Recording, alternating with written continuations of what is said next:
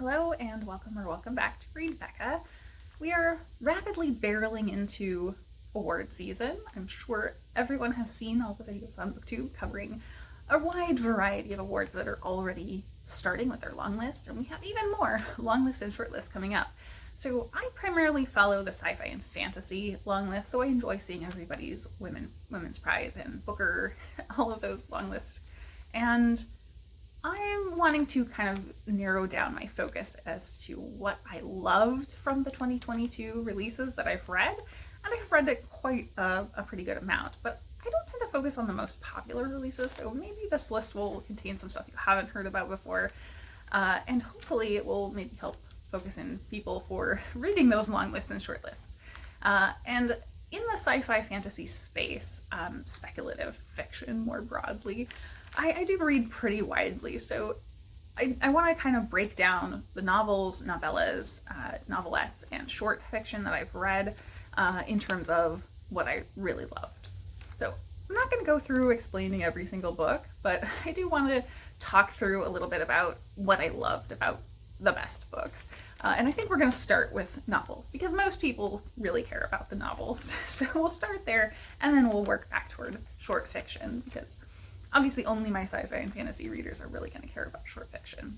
In the novel length category, I think I did really well. I read over 20 novels released in 2022 that would be sort of speculative, at least somewhat. The first chunk of them, though, I'm kind of disqualifying from sci-fi and fantasy awards. So these books, When We Were Birds, Woman Eating, None But the Righteous, Our Wives Under the Sea, Participation, and Other Birds are all books that do have some speculative element, but it's either really minor or it's not in any way a focus of the book. It's not a prominent element of the book. So these theoretically could go up onto awards lists. I think Our Wives Under the Sea is the most likely to be a sleeper for the Hugo voting audience, perhaps. I could see the messaging appealing to the Hugo voters, but I don't think we will see it there, really.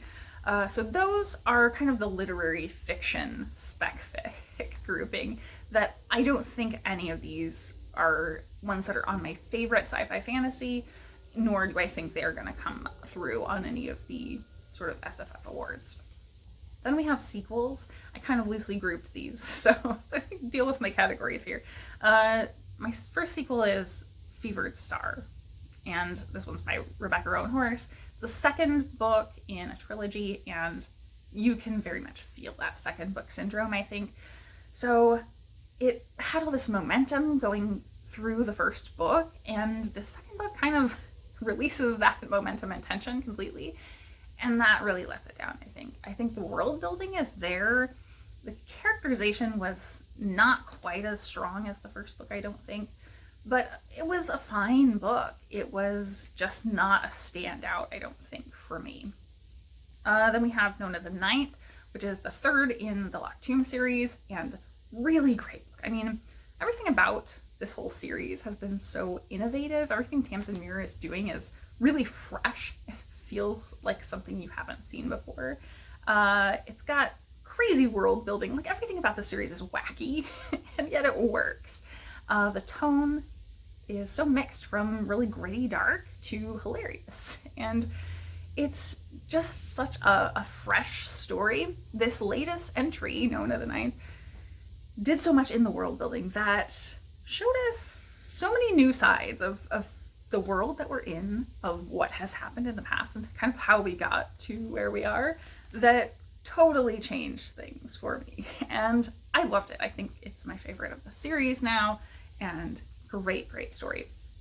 Next, we have Oleander Sword, which I'm still in progress with. I can say I'm probably going to enjoy it very much. It's really solid. It's well written. It's got great world building in this sort of non-Western setting. It's got great characterization, so it's all around a good book. It's probably even going to be a 5-star for me, I would imagine, based on how much I like the first one, but I don't think it's going to be like a favorite or top book of the year. It's definitely not going to beat out some of these other books as far as I can tell, so based on where I'm at, I think it's not winning out my sequels here. And then the last one is Locklands by Robert Jackson Bennett. and this is the third and final in the Founders trilogy. Now, again, this one is really innovative and fresh. It's kind of a little bit hard magic-y with this sort of rune-based magic system, great snarky crew sort of character setup, and I have loved this whole trilogy. I really enjoyed reading the entire trilogy as the year wrapped up last year. And this last entry was great, but I do think it was the weakest of the series. So I think the series overall probably warrants a series award for the Hugos, but I don't know that this last book is as strong as some of these other works. So for sequels, None of the Ninth is definitely, like, hands down, it's my best sequel that I read last year. Next we have Sci-Fi, and I really am low on sci-fi this year. I normally am a major sci-fi reader, so I'm kind of surprised. But I did read some sci-fi, like straight up sci-fi. So first is Kaiju Preservation Society, and this is such a great concept, and like it's a fun and entertaining execution of a book. So it was very much a book that I needed at the time and loved, but it's not really doing anything groundbreaking. So it didn't blow me away in terms of being a new favorite book. I really loved it in the moment that I read it, though. So it's hard to kind of give up that emotional feeling of like warm fuzzies that I feel about this book really having distracted me at the time. I do think the one element to this that does kind of make it award-worthy, maybe, but it's something Scalzi has done before too. So it's that the character is written without gender, just completely, and a lot of people don't even notice it because it's done so deftly that it's unnoticeable. It's very seamless, and so it's a really self-insert character, and I think that is a mastery of craft that is just something that stands out for that work. However, I don't think it stands out as an award-worthy book for me. Then I read Anthem. And this one was so harrowing. It's really apocalyptic. It's really into commentary about our world and very bleak. And it's also incredibly weird, off the walls bonkers. So I enjoyed it very much, but I don't think it was top of my list at all. It had so much going on that I don't think I will remember too much about it other than sort of the commentary it was getting across. Yeah, so it was good. And then the last sci-fi I have is very, very actually science-y fiction. So marine biology, in fact, is The Mountain in the Sea. And I loved this book. It's first contact with octopuses. So as I said, it's very proper science fiction focused on marine biology. And that's just not something I've seen before. And I love linguistics, so this was hitting all my buttons for me, and it's just such a phenomenal book. It's really easy to read and consume as well. The prose is really simple, but yet has enough description that you get a lot out of it. Definitely, it's not totally simplistic prose. It's kind of abrupt, I would say. So yeah, Mountain in the Sea, I think, is one that's really going to stick with me for sure. So it's top of this category for me. Next, I have just two cozy fantasies-ish. In Fluff by Raven's Dagger and Legends and Lattes, I don't have a ton to say about either of these. Fluff is self-published, so I don't think there's any chance of it getting any traction with awards, really. Unfortunately, that's the reality with self-pubs. Either they are disqualified by not having been formally traditionally published, or they just don't have enough momentum from readership to get them onto a ballot. So I think that's the reality for Fluff. Legends and Lattes, on the other hand, has been a viral sensation, so it very well could make it onto the ballot here. It's really cozy, straight up like D&D style world building with a story about running a coffee shop. So both of these were really enjoyable, cozy books, but I don't know that they're a best novel, right? And then we have historical fantasy. So I have a couple of good options here, and all of them are sort of minimal on the speculative elements. It's really background, even though it's a prominent element for all of them. So first is Briefly a Delicious Life, and that could have gone in the literary category, but I think it belongs here. Our main character is a ghost, so it's very prominent that there's a speculative element, obviously. And I just love this. This was so lush and just beautifully written. It's really grounded in the history, it feels really tangible and real, focused on characters who are actual historical figures. I think that was done so well, and it feels like it's actually a historical account, even though you're looking at it from the perspective of a ghost. And then we have Siren Queen by Nouveau, and I think this one is probably a strong contender for an award. I think we're going to see it on some shortlists. But this was just such a well-written take on minority experience, on old Hollywood and the golden age of Hollywood, and the sort of power dynamics there. So I loved the ways that all played out. The writing didn't stand out too much to me, and this is much more an ideas novel. It's much more about the individual experience of this character, and I think that was just so well carried out. So it was a strong novel. It's like, I feel like any other year this probably would have been one of my top novels, but it's just not this year. And then there's Babel. So Babel, with its lengthy additional title, the subtitle, by Rebecca Kwong. Fantastic book. I have not finished it quite yet, but I would be surprised if it's not one of my top novels of the year. And I think there's no doubt that it's going to make some award long lists. It has been another viral sensation, and everyone has been absolutely loving Babel. It's so great in that it's grounded in history, and yet there is this magical element all throughout. And again, it's focused on the mundane because it's really tackling academia. Totally feels like the miserable experience of being a university student. And I think that's so great that that's what she decided to focus on. And yeah, I just am loving it so far. I do think it's going to be a really strong contender. So Babel is probably my strongest in historical fantasy. And then we have sort of a mix of what I would call folkloric or mythic fantasy. It's a loose category. So I would start that with Spear by Nicola Griffith. And that is an Arthurian retelling. It feels almost historical fantasy, but it's definitely also Arthurian. It's got some magical elements to it for sure. And I really enjoyed this one. It's not one that's going to be completely memorable to me. It's kind of a gender-swapped retelling, which has been getting a lot of traction right now, so I could see it get some momentum with awards. I know it's already up for the Nebula. And so I definitely do think we could see that pushed onto lists this year. I think it was really strong how it portrayed sapphic relationships as well, because we are specifically through this gender-swapped perspective, who is a woman who is very specifically throughout her life is in love with other women. And so that plays out as a major element of, I think the way that was integrated really with this story that we all kind of know was just seamless. It was beautifully done.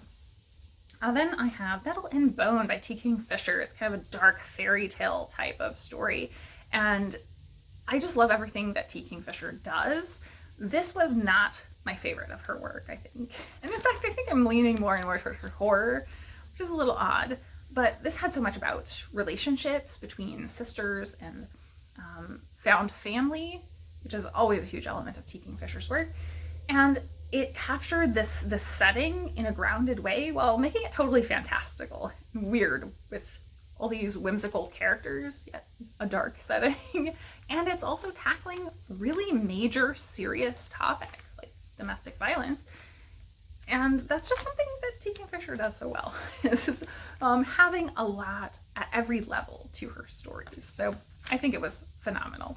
The Unbalancing is a first novel from R.B. Lemberg, who has written a lot of previous short work in the same world. And this is the first novel there, so it does work as a standalone in a different part of the world than previous works. And I think that cohesion that you feel with things I know about the rest of the world is excellent. I think that this feels very Le Guin-esque, so it's quite primed to be appealing to the Hugo voters because they tend to love Le Guin's work. So I do think I could see this on an award ballot, especially the Hugos.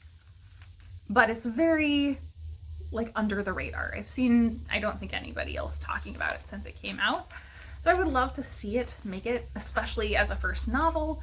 But I don't know if we will. It's also from an indie press, so unfortunately it's, I think, just gone under the radar a lot. My last selection for novel is Spirit Cuts Through Water by Simon Jimenez, and this is very folkloric feeling in the vibe that it's all about storytelling. Storytelling is massive to this book, and it's got an Asian feel, definitely hand fans and silk robes and some terracotta. So the world building is really strong. The sense of storytelling is really strong. The prose is so lyrical and beautiful and completely different than anything I have ever read before. So this is kind of a you have to read it to believe it, because the story is being told in first, second, and third person, kind of all at the same time. The sense of craft and like the mastery of craft that it would take to write this book is like through the roof. So this one has to be my pick for my best 2022 release. It's kind of unbelievable what's achieved with this book, and just the execution of it blows me away. So I think Spirit Cuts Through Water is my number one. So thinking about my top three overall, that puts us at definitely Spirit Cuts Through Water as my number one. Nona the Ninth would probably be number two. And it's very close between Briefly a Delicious Life and Mountain in the Sea. I think Mountain in the Sea is my third place. But we might get to the point where I finish Babel and the ending is just so strong, it edges it out. But for now, where I'm at, my third is Mountain in the Sea. Stepping into novella length now, I'm going to try to speed this up a little more. I think I rambled too much. So starting with the novellas that I either didn't finish or just didn't like. I didn't finish Blimpies and Then I Woke Up. So I can't really judge those, but they clearly didn't work for me. I didn't hate either of them. I just didn't want to finish reading them. Bishop's Opening, I did finish, but I got nothing out of it. I didn't get what was going on. The plot thread was not apparent to me, so unfortunately, that one just didn't work. Other ones that I read and were okay were Tread of Angels, A Mirror Mended, and Sisters of the Forsaken Stars. All of them I don't regret having read, but they were just fine. Then moving into ones I did really enjoy, but they were not new favorites, were January 15th, What Moves the Dead, and Prayer for the Crown Shy. So January 15th was really innovative in sort of jumping through 4 perspectives over the course of a single day on the day of UBI, or Universal Basic Income payout. So it's kind of a very tangible, realistic near future. And I loved that structure for telling the story. So I think that was innovative. What Moves the Dead is completely a retelling of Fall of the House of Usher. And I think T. Kingfisher does such a good job of sort of adapting the style while maintaining her voice there. So again, the actual writing aspect was the strength of that one, I think. And I enjoyed it so much. So I was very surprised by how much I liked it. Prayer for the Crown Shy. Again, I enjoyed this a lot. It's very cozy, mundane sci-fi. And it wasn't as good as the first book in the series, though. So I don't know how do you stack that up against other books when you're already negatively judging it against the first book in the duology. So I liked it. I think the writing was solid. I enjoyed my time with it, but it wasn't a new favorite. And then my 3 kind of top contenders, my favorites in the novella length category are Even Though I Knew the End by C.L. Polk. It's really this cool world with angels and demons and a noirish feel in the 1940s Chicago, following a character who just wants one more monetary score before she can get away with the woman she loves to San Francisco. And so it feels grounded in history, but everything about it is speculative. It's a world where everyone knows there are like angels and demons there. And so the paranormal is really woven in, and yet it feels grounded. It feels real and tangible. It also integrates the world building and the sense of place and time into the story very well. So it felt like a really cohesive story. And I've read from Polk before and have enjoyed everything that I've read from them before. So yeah, I really enjoyed this one. Then I have Goldie, and this story was very quiet, and it kind of reminded me a little bit of Kaiju Preservation Society in that we're following this group of scientists, each in a different specialization, as they're off on some planet somewhere studying the reproduction and migration of a certain species, and one in particular they know as Goldie. And this really weird creature. So you kind of have to read the descriptions to be mind-boggled by it, but it's just a nice, fun story to nerd out about, but it also has kind of a message behind it and a little bit more deeper meaning as you get to the end. So I do think there was a lot of nuance there. I enjoyed everything about my time with reading the story. I don't think it's going to be the most memorable or have a lot of longevity. The love and wonder of discovery, I think, really shines through in this story. And so that's why it's on the list, even though I don't know if it was the most memorable story. And then the last one, but not least, is Ogres by Adrian Tchaikovsky. And I loved almost everything about this story. It's written in second person, first of all. I love a second person story. So POV always clearly plays a big role in that I need the author to be engaging the reader in some way with that, even though I don't actually most of the time even notice what POV it's in. So second person, I usually can like pick that out pretty easily. But first or third, give or take, I will not even notice most of the time. So yeah, here the perspective is really well done. The character is very believable in this kind of, it's a mix between sci-fi fantasy, maybe, and Tchaikovsky very frequently does that, where he kind of blends the two or does sort of a switcheroo on the reader, where he's showing you one thing and then it turns out to be another. So that is the case here. I think everyone who has read it or has interest in reading it is aware of that. Tchaikovsky is just kind of a machine, churning out like 2 or 3 things every year, and how the quality is maintained so consistently is really baffling, but it's there. So Ogres, I think, wasn't perfect. I definitely had some problems with the reasons, or not the reasons, the actual framing of the second person perspective in the end as things turned out. It didn't totally work for me. However, I didn't really care because it was a well executed story. It was just great on every level. It had amazing messaging that it was getting through in a really smart, engaging way that felt like natural to the story while also tackling a real world topic. So I thought that was just fabulous. So I think that's it for novellas, but yeah, those 3, Ogres, even though I knew the end, and Goldie were my favorites in novella.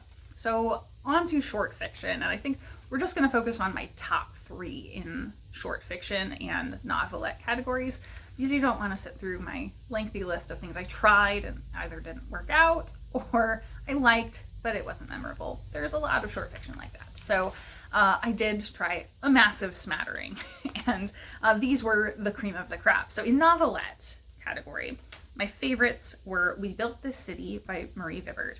This is very near future dystopian in a domed city on a planet somewhere, where kind of service workers cleaning the outside of the dome are being treated with a lot of bureaucracy, and there's sort of a corporate overlord situation where their effort increasingly devalued.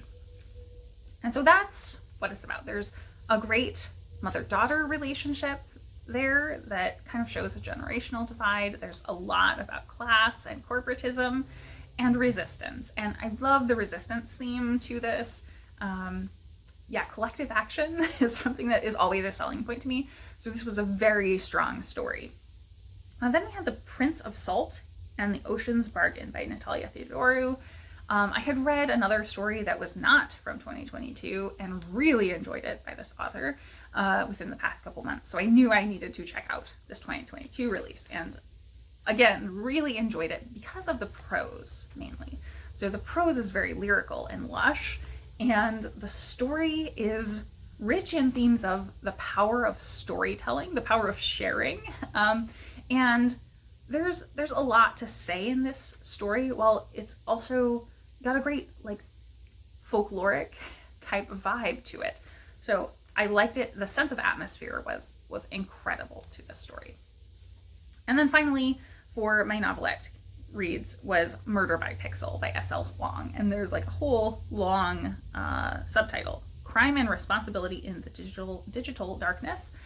This one was interesting because it's a very dry in the writing. And initially that was a little odd, but it works. We're following the story from the perspective of a journalist who is talking through this crime that has happened. And the crime really is this cyberbullying situation, this cyber stalking, where a man was receiving hundreds of thousands of emails harassing him, and the police wouldn't really do anything. And so it's talking through that case and what was found out and the outcome.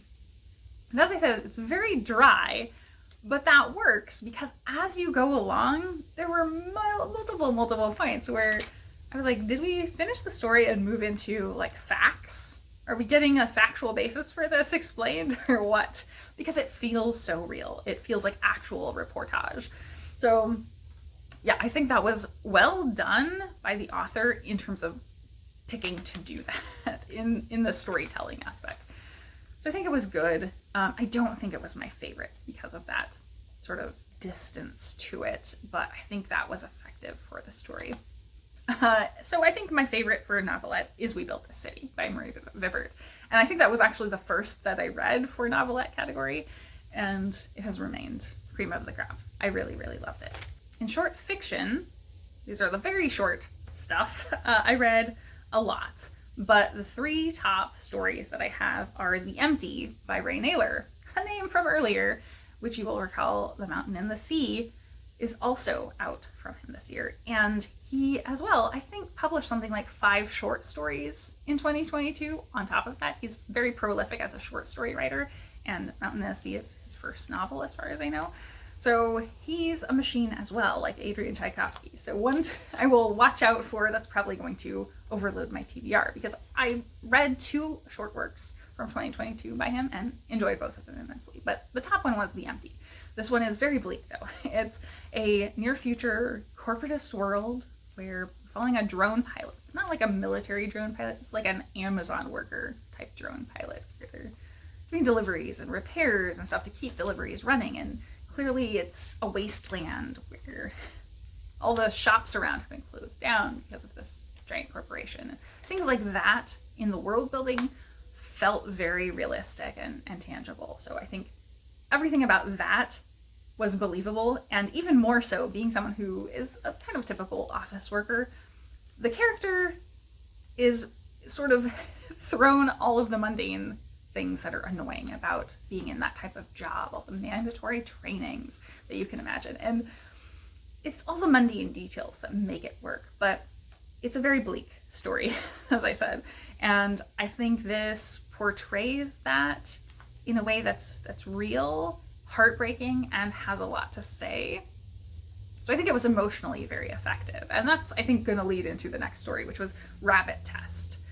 And Rabbit Test is not great as a story, I don't think. And actually, I think I would kind of liken it to, I can't remember the name of the collection, the Carmen Maria Machado collection of short stories that has a story that's made up of Law and Order SUV titles. This is kind of like that. It's jumping between these stories over time of women, completely different periods of time, past, future, all over. The experience of going through a pregnancy test or reproductive choices and abortion potentially at all these different points in time. And it's just these brief snippets into their life. And it increasingly starts escalating and jumping more and more to where you're only getting a couple of lines about each story. I think that was an effective use of the short form. I think that why it's on here is because it was incredibly emotionally affecting for me. This was the biggest emotional response, in fact, out of, I think, most everything I read, where it was an immediate gut punch to start reading this, and it's just very timely and of the moment. So will it carry on and have a big impact long term? I kind of hope not, because hopefully the sentiment surrounding reproductive care will change in the near future, but it's very timely and it feels appropriate for executing that type of storytelling. So Rabbit Test was great. It really surprised me. And that brings me to the last story for my short fiction, and that's DIY by John Wiswell. And I was a little disappointed because this is up for the Nebula right now, and John Wiswell has been up for awards before, has won awards before for short fiction, and has a very hopeful tone to his stories, and that's the same here. But this one got a lot of negativity. People were kind of just shitting on the story when the announcement for the Nebulas list came out, and that was very dismaying because this is a really good story, and it's one that pulled my heartstrings. It really was very impactful to me, and I think the fact that it's hopeful and that's so rarely done is so hard to do, and this is just well executed. So it is written in a very casual voice, and I think that's why a lot of people don't jive with it. But it's very casual. It's kind of almost a wizard school story that doesn't happen. So we're following this boy who's chronically ill and disabled, who has always dreamed of going to this wizard school, and things just don't work out, and he winds up making another disabled friend, and they sort of gear their magical learning together toward problem solving, and it turns into this collective action story, which I already mentioned. That's something I love. It almost turns into crowdsourcing problem solving, and I loved that. Like, such a genius idea, and the fact that it has a hopeful tone to me was just a cherry on top. Like, out of all of these stories here, so few of them are hopeful, and the fact that John Wiswell is writing hopeful stories consistently, writing worlds that have queer characters, disabled characters, chronic illness represented, is so important to see in our fiction. So I think this was a great story, and it's just so strong from start to finish in terms of the actual narrative. I don't feel like there were any real falters there. So yeah, it was just a fabulous, fabulous story. So of those three, I think I want to say DIY is my favorite because of the hopeful element, but I think The Empty is actually the best story. Like, it's the most crisp and clean in terms of its execution. So I think that one's my fave. And then just wrapping up, I only read 3 collections of short fiction. And so for collections, what's on my top is those 3, and they were all good. I've read Bliss Montage by Ling Ma, Boys, Beasts, and Men by Sam J. Miller, and Maria Maria by Maritza K. Rubio. And I liked all of them. They were all very strong. In fact, I only really had a dud in Maria Maria with the main titular story, in fact. But otherwise, I liked everything about it. In terms of Bliss Montage, I didn't have any real standouts in that collection, but it was a good collection overall. It was like solid stories throughout. I didn't have any duds with that one either. Boys, Beasts, and Men was great. Like, phenomenal collection. It was very cohesive. The stories really worked together, and very strong. Several standouts in there that are really memorable and I would go back to. So my favorite collection was Boys, Beasts, and Men by Sam J. Miller. So that is it for all of the fiction I've read from 2022. If you have seen this list and I'm missing something obvious that I should have read that might not be on my radar, let me know so I can get to it before all of the lists start popping up. What do you think is going to be showing up as winners for 2022 releases on all the sci-fi and fantasy awards that are coming up? I would love to see predictions. So that is it for me today. Thank you for hanging in there. I'm sure this is going to be an overly lengthy video even after I cut down some stuff, but we'll do our best to make this palatable. And thank you so much for watching.